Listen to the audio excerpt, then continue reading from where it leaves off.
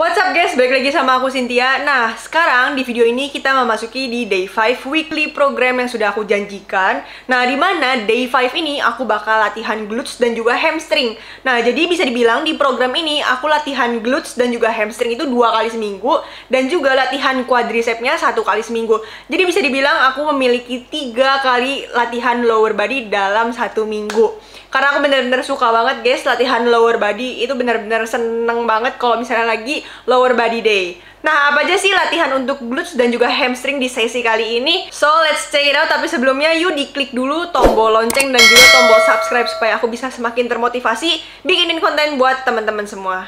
Yuk, let's check it out!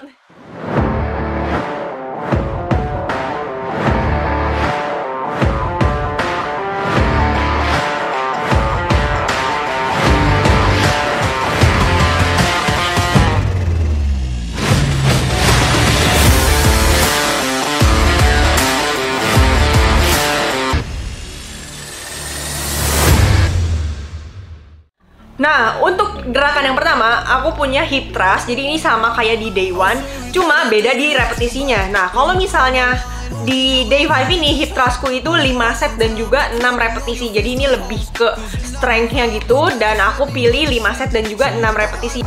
Makanya kalau misalnya lagi di hip thrust day 5 ini, karena mainnya cuma di 6 repetisi, maksimalnya itu aku bisa sampai 90 dan juga sampai 100 kilo, itu bisa banget. Tapi beda sama yang di day 1, yang dimana mainnya 10 repetisi, paling berat 60 sampai 70 kilo.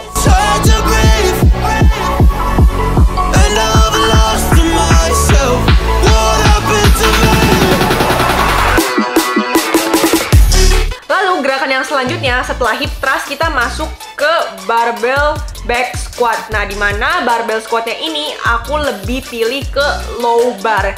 Nah, supaya aku ngincer di turunnya itu sampai 90 derajat.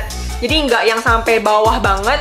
Dan aku pilih pakai low bar back squat. Aku melakukan barbell squat ini sebanyak 4 dikali 8 repetisi. Nah, kalau misalnya teman-teman pemula, boleh banget tentunya buat squat di Smith Machine. Karena dulu aku juga gitu, waktu masih jadi pemula, dan sampai di Smith Machine itu bebannya udah bisa 20-20, baru aku berpindah ke squat rack. Kayak dimana aku belajar dari awal cara seimbangin barnya itu yang susah. Yang bikin kerasa lebih berat adalah barnya itu harus diseimbangin.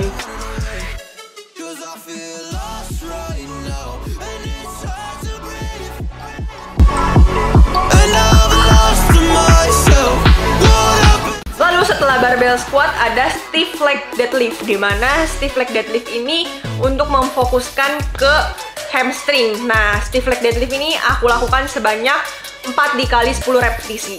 Nah, ini sedikit tips ya, kalau misalnya lagi glutes and hamstring session, karena banyak deadlift dan juga ada squat, aku pakainya sepatu yang flat, kayak misalnya Converse. Jadi lebih enak juga, apalagi aku squatnya itu mau squat yang cuma 90 derajat. Nah, kalau misalnya di day 3 yang quadricep fokus, aku mau front squat, itu squat yang sampai bawah, aku lebih suka pakai training shoes yang ada sedikit tambahan heels, dimana itu ngebantu aku supaya bisa squat sampai bawah banget.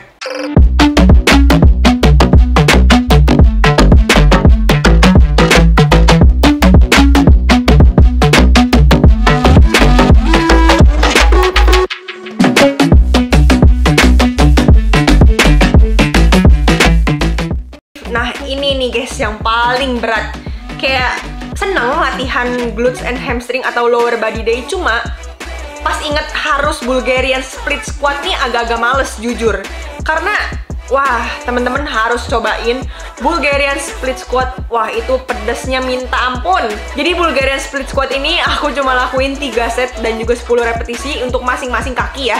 Jadi habis kaki kanan, pindah kaki kiri, dan juga begitu selanjutnya. Ada yang ngelakuinnya itu kanan kiri kayak diselang-seling, atau ada yang kayak kanan, abis itu baru kiri.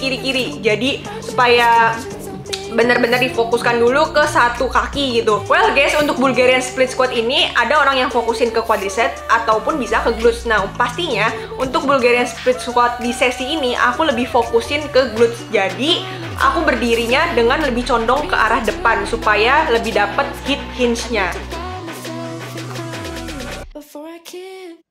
Well, untuk yang terakhir ini adalah dumbbell sumo squat. Jadi untuk dumbbell sumo squat ini aku cuma lakuin sebanyak 2 kali 20 repetisi, tapi teman-teman boleh cobain. Itu berasa banget ke glutesnya, dan aku memainkan tempo di sini dengan tempo yang bener-bener lama. Jadi sebanyak 20 repetisi dan 2 set itu udah cukup banget buat aku.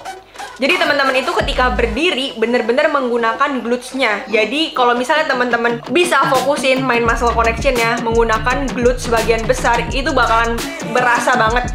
Walaupun bebannya nggak terlalu gede ya.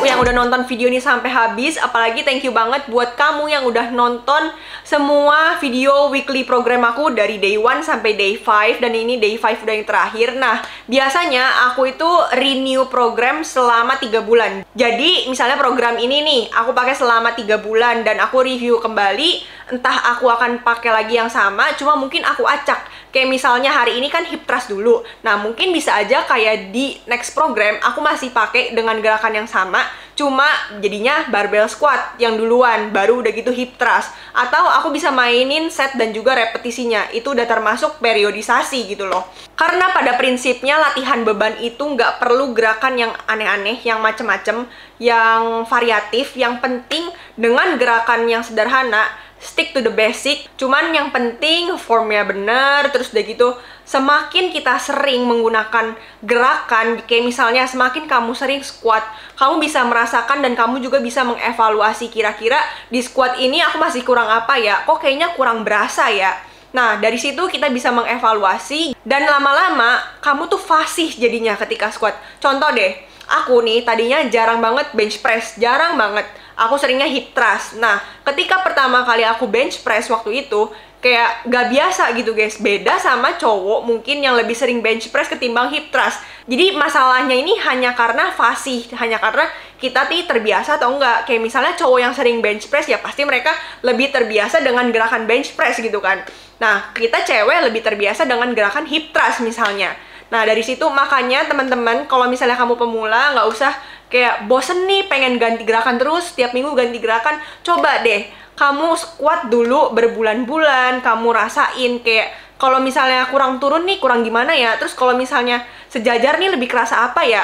Pokoknya itu banyak banget yang bisa diulik, banyak banget yang bisa dievaluasi, dan semakin fasih, maka form kamu bisa semakin benar dan juga otot kamu lebih kena, maka kemungkinan besarnya kan masa ototnya bisa bertambah dong, bisa terus bertumbuh dong masa ototnya. Karena percuma kalau misalnya kamu gerakannya aneh-aneh, udah gitu sering gonta-ganti gerakan, tapi kamu nggak pro, nggak fasih, ya ototnya nggak kena gitu kan. Oh ya guys, jangan lupa juga kalau misalnya kamu punya saran konten, boleh banget komen ya.